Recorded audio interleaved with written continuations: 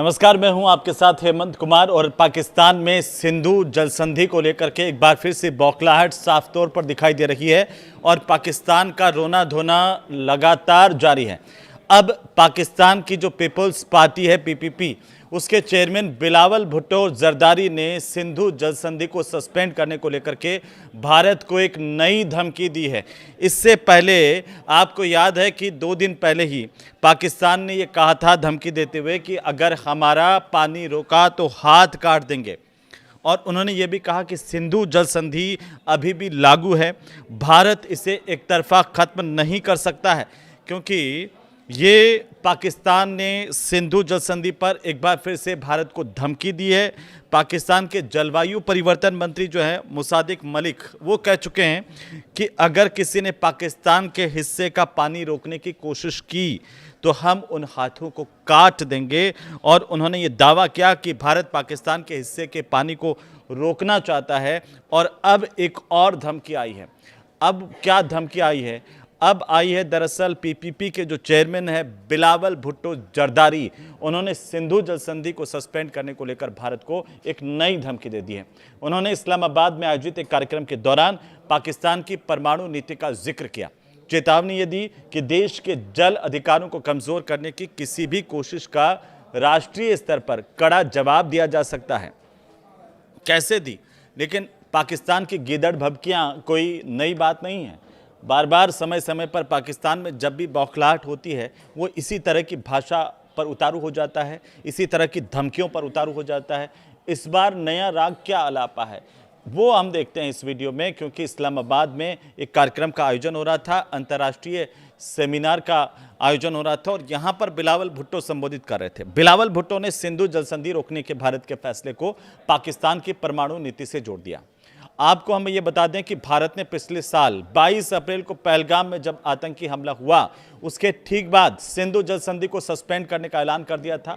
और इसके बाद से ही पाकिस्तान में हाहाकार मचा हुआ है, कोहराम मचा हुआ है और वो अंतर्राष्ट्रीय समर्थन हासिल करने के लिए इस्लामाबाद में एक कॉन्फ्रेंस करवा रहा है। बिलावल भुट्टो ने ये गीदड़ भभकी इस बार परमाणु बम को लेकर के दी है, परमाणु हमले को लेकर के दी है, क्योंकि पाकिस्तान ने सिंधु जल संधि को लेकर के ये अंतर्राष्ट्रीय सेमिनार यहाँ पर आयोजित किया था। और इसमें बिलावल भुट्टो ने ये तर्क दिया कि इस विवाद को सिर्फ पर्यावरणीय या राजनीतिक के मुद्दे के रूप में नहीं, बल्कि राष्ट्रीय सुरक्षा और अस्तित्व से जुड़े मामले के रूप में देखा जाना चाहिए।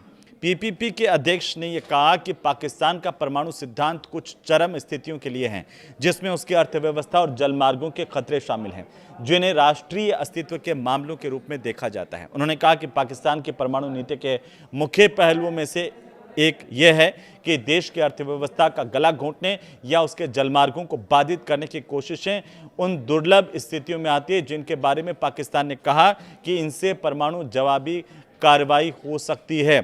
बिलावल भुट्टो ने आगे क्या कहा इस गीदड़ भभकी में, इस गीदड़ धमकी में, कि अगर पाकिस्तान की पानी तक पहुंच को सीमित करना परमाणु तबाही जैसी स्थिति पैदा करता है तो इस्लामाबाद को इसे अस्तित्व के लिए खतरा मानना चाहिए और इसके लिए व्यापक प्रतिक्रिया की जरूरत है।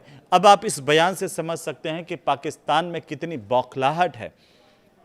जैसे ही भारत की तरफ से यह ऐलान किया गया था, उसके बाद से ही लगातार कुछ कर नहीं पा रहा पाकिस्तान, लेकिन वो सिर्फ बातें बड़ी बड़ी कर रहा है, वो धमकियां दे रहा है एक के बाद एक।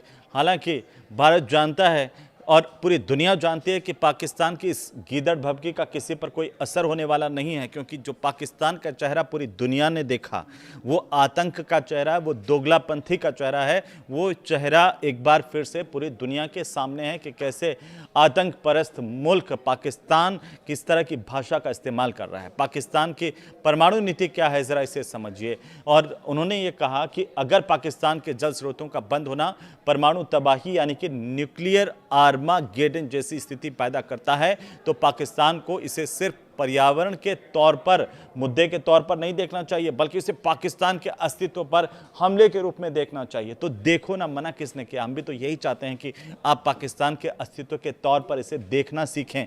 कम से कम आप अपना ये काला चेहरा जिसमें आतंकवाद छिपा है उसको पहचान पाएं। अगर किसी दिन आपने वाकई पाकिस्तान आईने में खुद को देख लिया तो आपको इतनी ज़्यादा शर्मिंदगी होगी कि आपको उसी सिंधु के चुल्लू भर पानी में डूब मर जाना चाहिए। और उन्होंने आगे यह भी कहा है कि इस यहाँ नहीं रुके हैं बिलावल भुट्टो जो है, वो आगे ये कह रहे हैं कि मिलकर के हम सैन्य जवाब देने की इस पर ज़रूरत है। पीछे देख लीजिए क्या हुआ था। जब आप इस तरह की बातें करते हैं तो आप क्या संदेश देते हैं, सबसे बड़ी बात यह है। लेकिन हालांकि भारत इसे सीरियसली नहीं लेता है। इस तरह की गीदड़ भभकियां हम लगातार पाकिस्तान बनने के बाद से देख रहे हैं, लेकिन पूरे मुल्क का सत्यानाश कर बैठा है पाकिस्तान। और आपको ये बता दें कि पाकिस्तान की परमाणु नीति क्या है, क्योंकि पाकिस्तान की परमाणु नीति को लेकर ये कहा जाता है कि विश्वसनीय न्यूनतम प्रतिरोध पर यह आधारित है, और अब ये पूर्ण स्पेक्ट्रम प्रतिरोध में बदल गई। इसका मतलब क्या है? इसका मतलब यह है, सीधा सीधा अर्थ यह है कि सीमित संघर्षों से लेकर के बड़े पैमाने तक होने वाले युद्धों पर तक हर स्तर के खतरे को रोकना, ये कहता है पाकिस्तान। लेकिन सिंधु जल संधि को लेकर के इतना बौखलाया हुआ पाकिस्तान क्यों है, इसे समझने के लिए आपको इसको समझना होगा कि सिंधु जल संधि पर पाकिस्तान कितना निर्भर करता है। क्योंकि पाकिस्तान की जो 80% कृषि भूमि है और अर्थव्यवस्था है, वो सिंधु नदी प्रणाली के पानी पर निर्भर है। और इस संधि के अनुसार पूर्वी जो नदियां हैं, जिसमें रावी है, ब्यास है और सतलुज, इनका पानी भारत के पास है। और जो पश्चिमी नदियां निकलती हैं, जिसमें सिंधु है, झेलम है और चिनाब है, इनका पानी पाकिस्तान को मिलता है। अब पाकिस्तान का ये आरोप रहा है कि भारत बांध और नहरों का निर्माण करके और हाइड्रोलॉजिकल डेटा शेयर नहीं करके उनके अधिकारों का हनन कर रहा है, जिससे उसकी अर्थव्यवस्था, ऊर्जा क्षेत्र खतरे में पड़ गए हैं।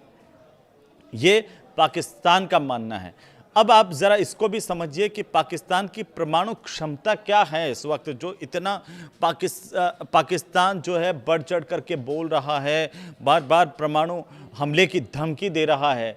होने वाला इससे कुछ नहीं है। लेकिन आप ज़रा इसे समझिए, क्योंकि ये कहा जाता है, एक इंस्टीट्यूट है Stockholm international peace research institute, यानी कि SIPRI के मुताबिक परमाणु हथियारों की संख्या के मामले में पाकिस्तान अब 190 परमाणु हथियार भारत के पास है, उनसे पीछे हो चुका है। पाकिस्तान के पास कहते हैं कि लगभग 170 परमाणु हथियार है।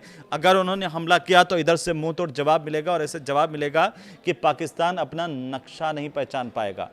तो इसलिए पाकिस्तान सिर्फ गीदड़ भभकी दे सकता है। सैन्य कार्रवाई की हो या फिर परमाणु धमकी की बात हो, परमाणु हमले की बात हो, उसके पास गीदड़ भभकी से ज़्यादा कुछ नहीं है। हथियारों के तौर पर देखिए, हम यानी कि भारत पाकिस्तान से कई गुना ज़्यादा आगे है परमाणु हथियार के मामले में।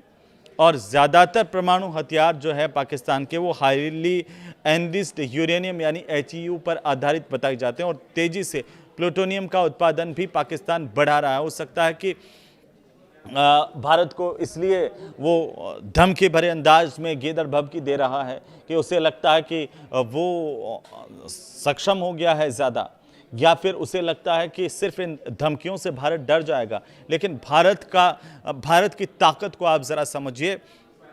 भारत हमेशा से शांतिप्रिय देश रहा है, और भारत की जो पॉलिसी है वो है नो फर्स्ट यूज, यानी कि पहले इस्तेमाल नहीं करने की नीति है। इसके विपरीत पाकिस्तान की क्या नीति है? पाकिस्तान की कोई लिखित और स्पष्ट नीति ही नहीं है परमाणु हमलों को लेकर के। उसकी रणनीति है फर्स्ट यूज की, वो बिल्कुल उल्टा है मानवता के खिलाफ वाला मुल्क है वो पाकिस्तान।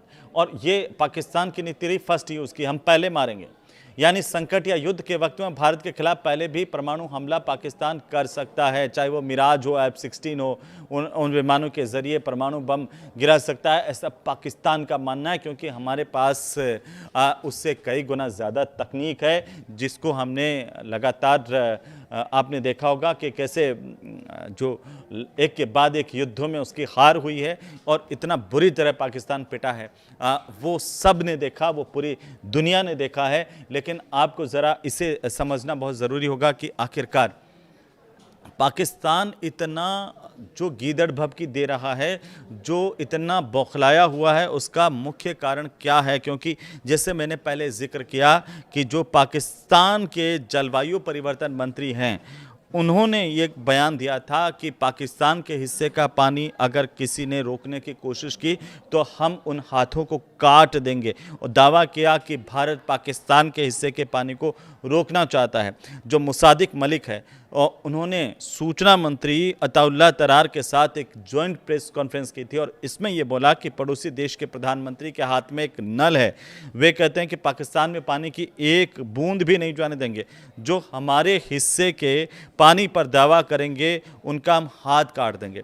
तो ये समझिए कि आखिर ये सिंधु जल संधि स्थगित होने से पाकिस्तान में इतनी बौखलाहट क्यों है। इसका सीधा सीधा जवाब है दोस्तों कि सिंधु जल संधि स्थगित हुई है, उसकी वजह से पाकिस्तान में जल संकट खड़ा हो गया है, पानी का संकट खड़ा हो गया है। पाकिस्तान कुछ कर नहीं सकता, ना उसके पास कोई चारा है, वो सिर्फ बयान दे सकता है।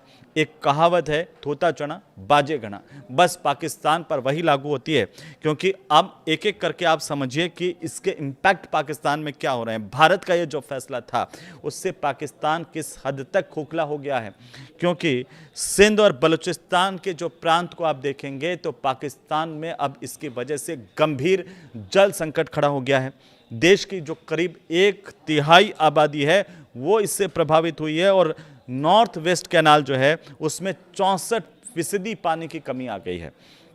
इसके अलावा पाकिस्तान की जो राइस कैनाल है उसमें 38% और दादू कैनाल में 82% पानी की कमी है। आप इस बात से अंदाज़ा लगा सकते हैं कि पानी बचा नहीं है।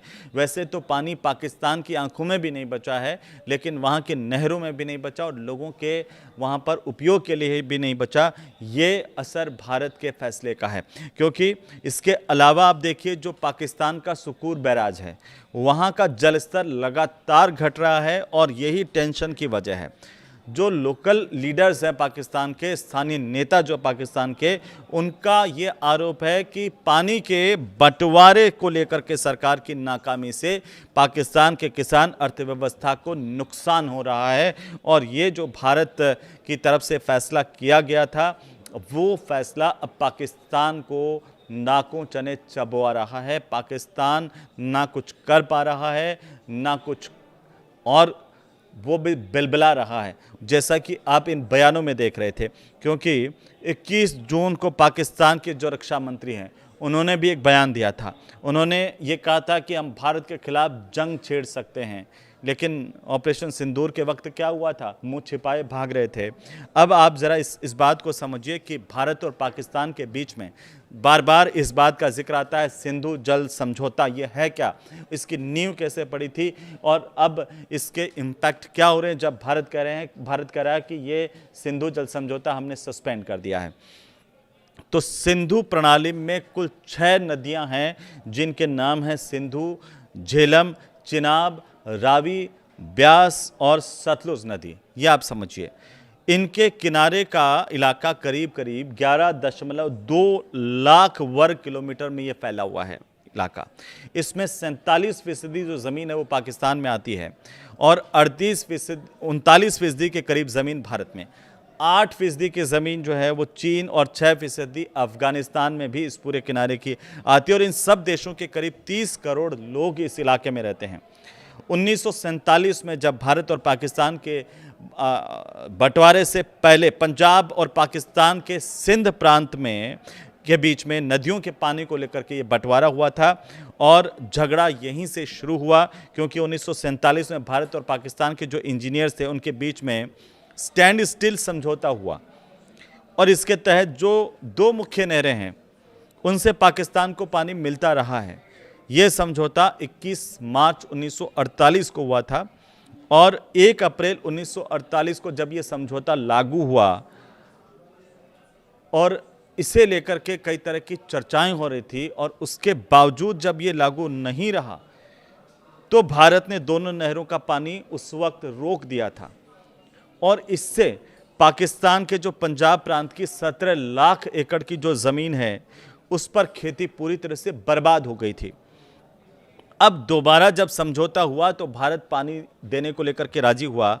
इसके बाद अगर हम देखें तो 1951 से लेकर के 1960 तक वर्ल्ड बैंक की मध्यस्थता में भारत और पाकिस्तान के पानी के बंटवारे को लेकर के बातचीत चली, लंबी चली और आखिरकार 19 सितंबर 1960 को कराची में भारत के प्रधानमंत्री तत्कालीन जो पीएम थे पंडित जवाहरलाल नेहरू और पाकिस्तान के राष्ट्रपति अयूब खान के बीच में एक समझौता हुआ, दस्तखत हुए और इसे इंडस वाटर ट्रीटी यानी कि सिंधु जल संधि कहा जाता है, क्योंकि पाकिस्तान के पक्ष में अब ये कहा जाता है कि ये जो सिंधु जल समझौता था वो उस वक्त पाकिस्तान के पक्ष में हुआ, क्योंकि इंडस वाटर सिस्टम में जैसे मैंने बताया कुल 6 नदियां हैं, सिंधु, झेलम, चिनाब, रावी, व्यास और सतलुज नदियां।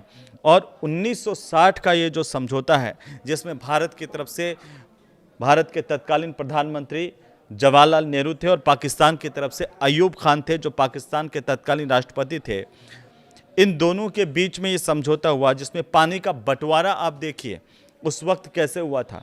पाकिस्तान को 80% पानी देने पर भारत राजी हुआ और भारत के हिस्से में कितना % पानी आया, 20% पानी।